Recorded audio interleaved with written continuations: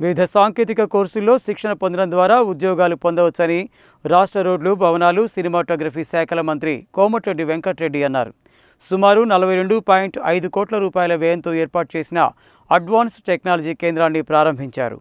రాష్ట్ర వ్యాప్తంగా రాష్ట్ర ముఖ్యమంత్రి రేవంత్ రెడ్డి 2400 కోట్ల రూపాయల వ్యయంతో 65 ఏటీసీ కేంద్రాల్ని వర్చువల్ పద్ధతిలో ప్రారంభించిన అనంతరం నల్గొండ జిల్లా కేంద్రంలోని ఐటీఐ ప్రాంగణంలో సుమారు 42.5 కోట్ల రూపాయల వ్యయంతో ఏర్పాటు చేసిన అడ్వాన్స్డ్ టెక్నాలజీ కేంద్రాన్ని రాష్ట్ర రోడ్లు, భవనాలు, సినిమాటోగ్రఫీ శాఖల మంత్రి కోమటిరెడ్డి వెంకటరెడ్డి ప్రారంభించారు. ఈ సందర్భంగా ఏర్పాటు చేసిన సమావేశంలో మంత్రి మాట్లాడుతూ టాటా సహకారంతో ఏటీసీలు ఏర్పాటు చేయడం జరిగిందని, నల్గొండ ఏటీసీని సుమారు 42.5 కోట్ల వ్యయంతో ఏర్పాటు చేసినట్లు వెల్లడించారు. సమాజంలో నిరుద్యోగ సమస్య వల్ల యువత పక్కదారి పడుతుందని గుర్తించి రాష్ట్ర ముఖ్యమంత్రి యువతకు పెద్ద ఎత్తున ఉపాధి, ఉద్యోగ అవకాశాలు కల్పించాలని ఏటీసీలను ఏర్పాటు చేశారని, యువతకు టీఎస్పీఎస్సీ ద్వారా ప్రభుత్వ ఉద్యోగాలు కల్పిస్తూనే ఒకవైపు ప్రైవేట్ సెక్టార్లో కూడా ఉద్యోగ ఉపాధి అవకాశాలను రాష్ట్ర ప్రభుత్వం కల్పిస్తుందని తెలిపారు. యువత కష్టపడి చదవాలని, తద్వారా ఉద్యోగాలు సాధించవచ్చునని అన్నారు. ఏటీసీ పక్కనే 20 కోట్ల రూపాయల వ్యయంతో ఏర్పాటు చేసిన న్యాక్ భవనంలో మహిళలకు పెద్ద ఎత్తున శిక్షణా కార్యక్రమాలు కల్పించే విధంగా చర్యలు తీసుకుంటామన్నారు. మీ భవిష్యత్తు మీ కష్టం పైన ఆధారపడి ఉందని, అందువల్ల 4 సంవత్సరాలు బాగా కష్టపడి చదువుకుంటే 40 సంవత్సరాలు సుఖపడతారని మంత్రి యువతకు తెలిపారు. నల్గొండ జిల్లా జల సంరక్షణలో జాతీయ అవార్డు సాధించడం పట్ల ఆయన జిల్లా కలెక్టర్ ఇల్లా త్రిపాఠిని అభినందించారు. జిల్లా కలెక్టర్ ఇల్లా త్రిపాఠి మాట్లాడుతూ వొకేషనల్ శిక్షణ ఉంటే ఉద్యోగ అవకాశాలు మెరుగుపడతాయని అన్నారు. డిగ్రీ, ఇతర చదువుల తర్వాత మాత్రమే కాకుండా సాంకేతిక విద్య ద్వారా ప్రభుత్వ ఉద్యోగంతో పాటు ప్రైవేటు ఉద్యోగాలు పొందవచ్చని అన్నారు.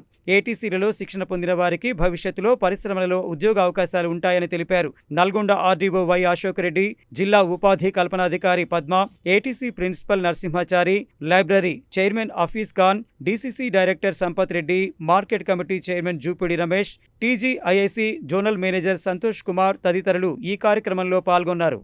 తెలంగాణ చరిత్రలో, తెలంగాణ ప్రజాపాలనలో నిరుద్యోగ యువకుల కానుకగా 2400 కోట్లతోనే 65 ఐటీఐలను చదువుకొని స్కిల్నెస్ నేర్పించడానికి 1 year, 2 year, 3 year courses job కూడా ఇప్పించే విధంగా రాష్ట్ర ప్రభుత్వం టాటా టెక్నాలజీ వారి సహకారంతో వాళ్ళొక 2100 కోట్లు, రాష్ట్ర ప్రభుత్వం 300 కోట్ల భాగస్వామ్యంతో 65 ఐటీఐలు, అందులో నల్గొండ సెంటర్లో ఈరోజు నల్గొండ జిల్లా కేంద్రంలో వర్చువల్గా ముఖ్యమంత్రి గారు హైదరాబాద్కి వెళ్ళి 2 సెంటర్లు, ఒకటి 35 కోట్ల లెక్క 70 క్రోడ్స్తో 2 సెంటర్లు ప్రారంభించుకోవడం చాలా సంతోషకరం. నిరుద్యోగ యువకులకు ITI, degree, 10th class pass అయిన వాళ్ళు కూడా దీంట్లో జాయిన్ కావచ్చు. ఇప్పటికీ ఆన్లైన్లో ఎగ్జామ్ పెడితే 170 మంది బాయ్స్, 170 మంది గర్ల్స్ జాయిన్ కావడం జరిగింది. వాళ్ళకి అప్పటికే ట్రైనింగ్ కూడా స్టార్ట్ అయింది. వీళ్ళందరూ కూడా పక్కాగా జాబ్స్ ఇచ్చే విధంగా, టాటా వాళ్ళే ఎంప్లాయ్మెంట్ ఇచ్చే విధంగా అసలు దేశ చరిత్రలో ఏ రాష్ట్రంలో ఇలాంటి కార్యక్రమాలు లేవు. 25 లక్షల మంది నిరుద్యోగులు ఉద్యోగాల కోసం తిరుగుతున్నారు. ఇంజనీరింగ్ చదువుకొని స్కిల్నెస్ లేక ఉద్యోగాలు రావట్లేదు. అందుకనే ఈ కార్యక్రమం నాకు నచ్చిన కార్యక్రమం. యువకులు ఏదైతే కొట్లాడి తెలంగాణ తెచ్చుకున్నారో ఆ యువకులు ఈరోజు నిజంగా వాళ్ళకు ఒక దసరా కానుకలాగా ఈరోజు మా ప్రభుత్వం కూర్చొని ఈ కార్యక్రమాన్ని చేయడం చాలా సంతోషకరం.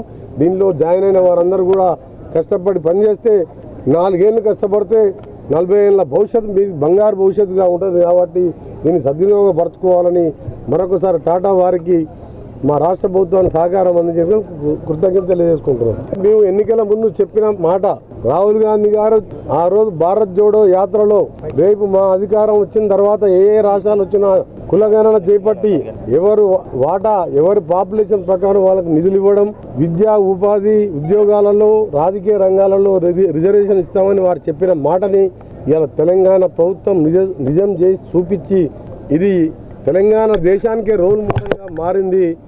దీనికి ముఖ్యమంత్రి గారు, మంత్రులం మేమందరం కూర్చొని ఖచ్చితంగా ఇది ఎట్టి పరిస్థితుల్లో కూడా బలహీన వర్గాలు 56%, 60% వరకు ఉన్న వాళ్ళని తప్పనిసరి కొత్త రాష్ట్రంలో తెలంగాణలో అమలుపరిచి దేశంలో అన్ని రాష్ట్రాలు కూడా మనం చూసి నేర్చుకోవాలి అని చెప్పి ఈరోజు ఆ నిర్ణయం తీసుకొని జీవో 9 విడుదల చేసి ఎన్నికలకు పోతున్నాం. ప్రజలు కూడా అర్థం చేసుకోండి. ఈరోజు అధికారంలో ఉన్నవాళ్ళు గవర్నర్ నుంచి రాష్ట్రపతికి పోతే అక్కడ పెండింగ్ పెట్టించింది బీజేపీ వాళ్ళు. అయినా సరే ఇవాళ జీవో రూపాయన క్యాబినెట్లో పాస్ చేసి ఇవాళ జీవో ఇచ్చి మేము ఇవాళ ఎన్నికలే పడుతున్నాం. ఎన్నికలే కాదు, రేపు వచ్చే అన్ని రంగాలలో బడ్జెట్లో కూడా అదే దామాషా ప్రకారం బడ్జెట్ కేటాయించడం జరుగుతుంది. అది కాంగ్రెస్ ప్రభుత్వం. గతంలో ముస్లింలకు రిజర్వేషన్ ఇచ్చింది కూడా 4% ఇచ్చింది కూడా కాంగ్రెస్ పార్టీ తెలంగాణలో. నిజంగా చాలా సంతోషం అనిపిస్తుంది నాకు ఒక మంత్రిగా. ఈ సమయంలో నేను మంత్రిగా ఉండడం, ముఖ్యమంత్రిగా రేవంత్ రెడ్డి గారున్నా, నేనున్నా, ఉత్తమ్ కుమార్ ఉన్నా, కుల మతాలకు అతీతంగా ఓసీ బీసీ అనే కాదు, అందరం కూడా సమానంగా పైకి పోవాలి. ఎవరెంతో వారు వాటంతా రావాలి. మా లక్ష్యం నెరవేరింది. బలహీన వర్గాలకు ఒక కానుకలాగా మా ప్రజాప్రభుత్వం నెరవేర్చింది. దీన్ని ఎవ్వరు కూడా కోర్టుకు పోకుండా ఇబ్బందులు పెట్టొద్దని చేతులెత్తి అన్ని పార్టీల వారిని విజ్ఞప్తి చేస్తున్నా. దేశంలో కూడా మోడీ గారు కులగణన చేస్తామని చెప్పింది కానీ ఇంకా అడుగులు వేయలేదు. దాన్ని కూడా అడుగులు వేసి అన్ని వర్గాల వారిని చేయాలని చెప్పి ఒక కులం మీద ఒక జాతి మీద వ్యతిరేకతతో కాదు, మనం మంచి పనులు చేసి ప్రజలకు గుండె మనసులు తీసుకోవాలి తప్ప కుల మతాల మీద ఓట్లు అడిగి రాజకీయాలు సంబంధించడం కాదు. ఇలా రాహుల్ గాంధీ గారు ఇలా దేశం కోసం ఒక మాట ఇచ్చిండు. తెలంగాణ చూపించింది, రేపు కర్ణాటక చూపిస్తుంది. ఆ తర్వాత తప్పకుండా బీజేపీ పాలిత రాష్ట్రాలు అన్నీ కూడా చేయవలసింది. అలాగే అశోక ఫంక్షన్ హాల్లో నల్గొండ మండలం అన్నారెడ్డిగూడెం చెందిన 75 మంది లబ్ధిదారులకు డబుల్ బెడ్రూమ్ ఇళ్లను పంపిణీ చేశారు. అనంతరం కనగల్ మండలం తేలకంటిగూడెంలో ఇందిరమ్మ ఇళ్ల మంజూరైన లబ్ధిదారులకు మంజూరు పత్రాల్ని పంపిణీ చేశారు. ఈ సందర్భంగా గ్రామంలో ఇంకా మిగిలిపోయిన పేదవారికి కూడా ఇళ్లను ఇస్తామని మంత్రి తెలిపారు.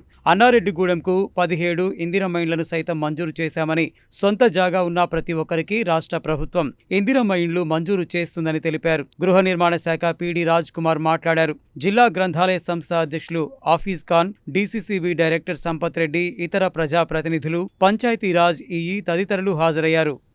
ఈ నుంచి కుషంపల్లి రోడ్డుకి వెళ్ళి చొరదాల వరకు మీ ఊరు మీదకి వెళ్ళి 2 కోట్ల రూపాయలు పెట్టి రోడ్డు కూడా శాంక్షన్ చేయించారు.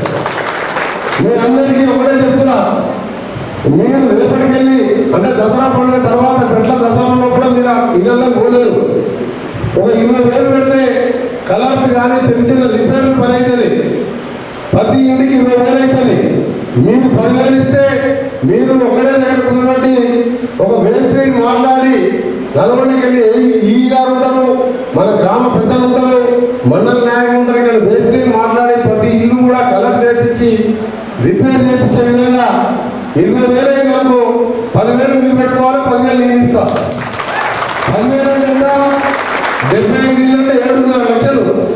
మీ అన్నారెడ్డి కూడా కాబట్టి ఇస్తున్నారు, వేరే కూడా ఇయ్యలేదు. అన్నారెడ్డి కూడా అంటే అంత ప్రేమ నాకు. చిన్న ఎవరైనా సరే నాకు మొదటిసారి పోటీ చేసినప్పుడు 4 ఓట్లు వచ్చినాయి అన్నారెడ్డి కూడా.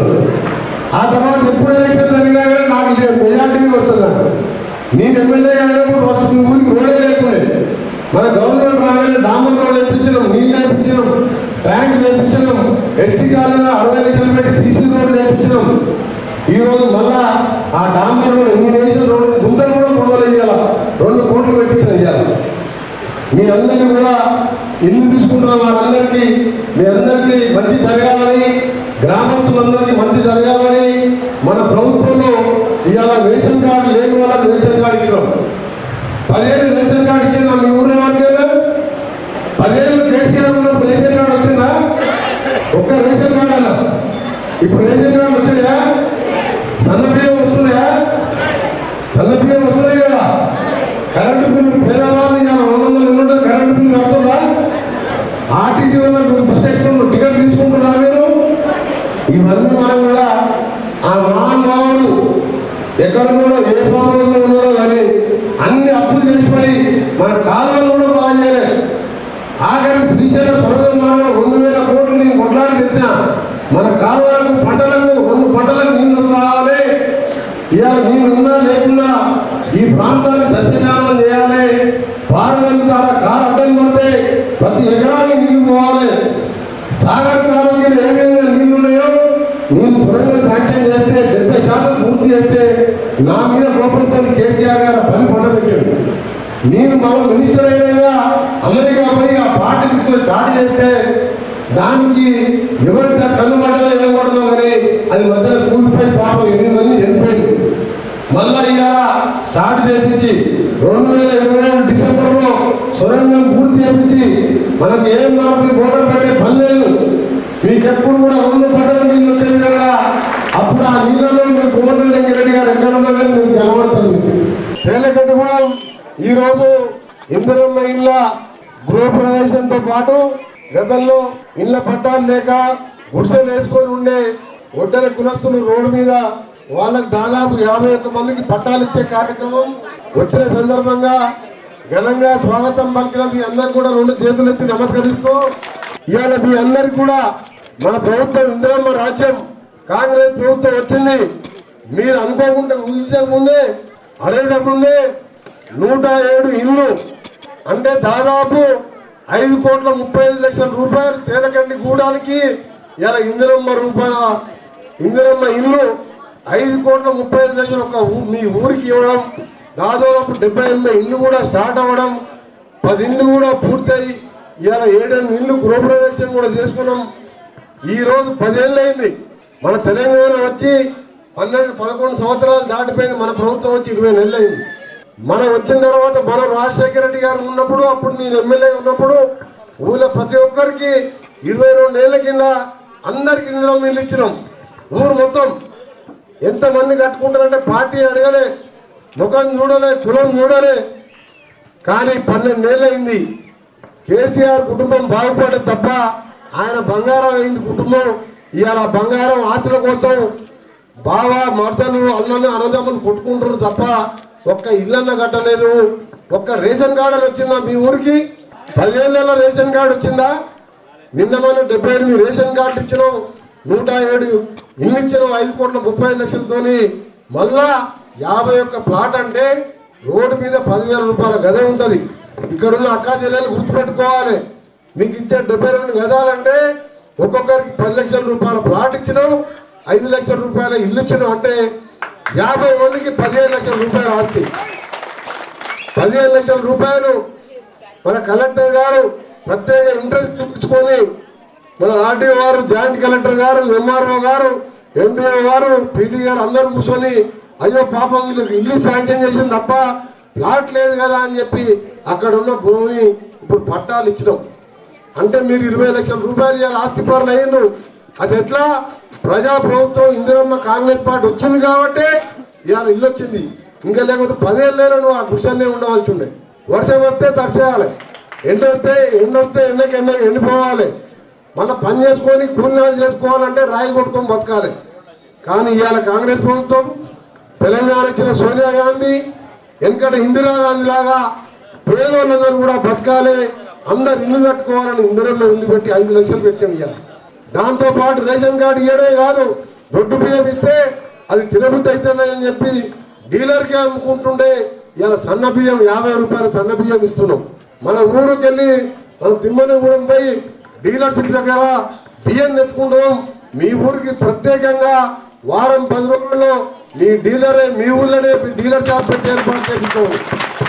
పారదర్శకంగా మరి పేద ప్రజల్ని గుర్తించి వారికి ఇక్కడ ఈ గ్రామంలో సుమారు 70 ఇళ్ళు ఈరోజు కేటాయించడం, మరి గౌరవ మంత్రివర్యుల చేతుల మీదుగా వాటిని పట్టాలు అందజేసే కార్యక్రమం జరుగుతుంది.